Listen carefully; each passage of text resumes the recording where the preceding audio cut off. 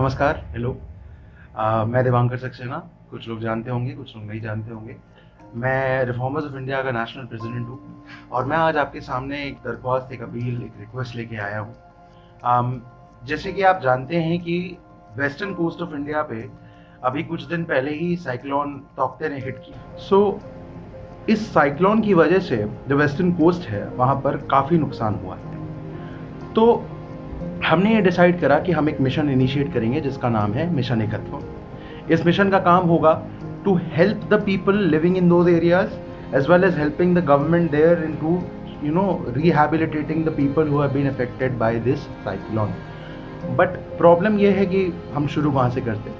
So we asked from people from different states की क्या situation है, and we got responses that Kerala is not doing so good because of all the damage that has happened, and Kerala was the first state to be affected by this cyclone. That's why the damage is very, very high. So we got in touch with the people there and we found out that कि उनका जो एक शहर है कोची, वहाँ पर damage थोड़ा substantial है। वहाँ पे लोगों को रिहैबिलिटेशन कैंप्स में लेके गए हैं। वहाँ पर घर तबाह हो चुके हैं। वहाँ की लोकल पुलिस मशीनरी सब कुछ मेहनत करने के बावजूद काम नहीं कर पा रही है। सो अब इम्पॉर्टेंट ये है कि हम आगे हैं। सी वहाँ पर इस वक्त राशन की कमी नहीं है, राशन की सप्लाईज अच्छी हैं, पर है क्या कि because of all the supply routes closing, railway lines बंद हो गई हैं। आप ऑब्वियसली समझ सकते हैं कई जगहों पे खंभे गिर जाते हैं। ये तो अंडरस्टैंडेबल चीज़ें हैं जिसका एक्सप्लेनेशन आपके सामने हर बार अवेलेबल होता है जब कहीं कोई फ्लड आता है। तो आपको पता है कि रेलवे लाइंस बंद हो जाती हैं जब कभी कोई पेड़ वेड़ गिर जाता है, रोडवेज बंद हो जाते हैं, हाईवेज बंद हो जाते हैं। उनको क्लीन करने में, उन्हें वापस ऑपरेशनल करने में कम से कम 1 महीना लगता है। अच्छी से अच्छी सरकार होगी तब। एंड सरकार के एफर्ट्स छोड़िए, अभी यह है कि हमारी और आपकी इंडिविजुअल रिस्पॉन्सिबिलिटी क्या है। सो अभी क्या है कि we are facing a time crunch here because अगले 7 दिन में we will have to provide with these resources to the people. अब कुछ लोगों का सवाल हो सकता है कि यार पैसे ही क्यों मांग रहे हो, रिसोर्सेज भी तो दे सकते हो ना। Why are you sending them money, why are you not sending them resources? We actually tried to send them resources, we actually tried to give that idea to them, but problem ये है कि courier services available नहीं है, railway line available नहीं है, roadways पे भी ठीक ठाक काम नहीं हुआ है। अभी भी बहुत जगह से जो सिटी है वो कट ऑफ है। Communication towers however are intact, and इसीलिए हम लोग डिजिटल कम्युनिकेशन के through, digital online payment platforms के थ्रू हम एक अमाउंट भेजना चाहते हैं। अब मैं आपको बताऊं कि कैसे क्या क्या ज़रूरत है। मास्क हो गया, आपके सैनिटाइजर्स हो गए, बकेट्स हो गई और सैनिटरी पैड्स हो गए।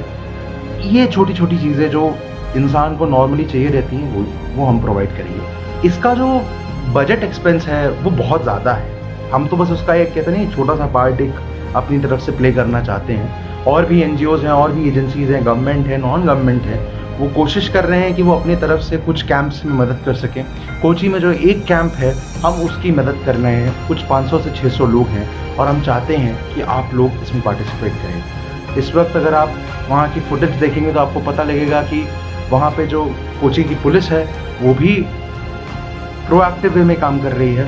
वहाँ के लोग हैं, स्टूडेंट वॉलंटियर्स हैं, वो भी प्रोएक्टिव वे में काम कर रहे हैं। तो अभी समय है कि हम लोग भी प्रोएक्टिव वे में काम करें और एकत्व में डोनेट करें। कई बार क्या होता है कि हमें लगता है यार कौन इस पूरे लूप में पड़े, कैसे करें, किसकी मदद करें, कौन किसको मदद ज़्यादा करनी चाहिए, कम करनी चाहिए। भाई आप मदद करो, किसी की भी करो, दैट इज़ मोर इम्पॉर्टेंट। तो एक बार आप स्टेप इन करते हो तो आपको पता लगता है कि नुआंसेस क्या हैं। आप स्टेप इन ही नहीं करोगे तो आपको क्या ही पता लगेगा। ये भूलना पड़ेगा कि हम कौन से स्टेट से हैं और किसकी मदद कर रहे हैं। इम्पॉर्टेंट ये है कि आप अगर महीने में 100 रुपये फजूल खर्च करते हो तो वो एक बार आप वो 100 रुपया, 150 रुपया, 200, 300, 400, 500 जितनी आपकी पॉकेट वैलिडेट करती है उतना आप हमें डोनेट कर दो, and we will make sure that that money is put to good use. People there are suffering, they have lost their homes. कुछ के लोग, कुछ के घर ही बह गए, कुछ की डेथ हुई है। Natural disasters are not, merciful to anyone. But the only thing that keeps us all intact and keeps us ready for another natural disaster is the hope and is the will that someone from somewhere in our country is going to stand up for us, because we will stand up for them whenever they will need us. इतना करिए, धन्यवाद, and have a nice day. जय हिंद.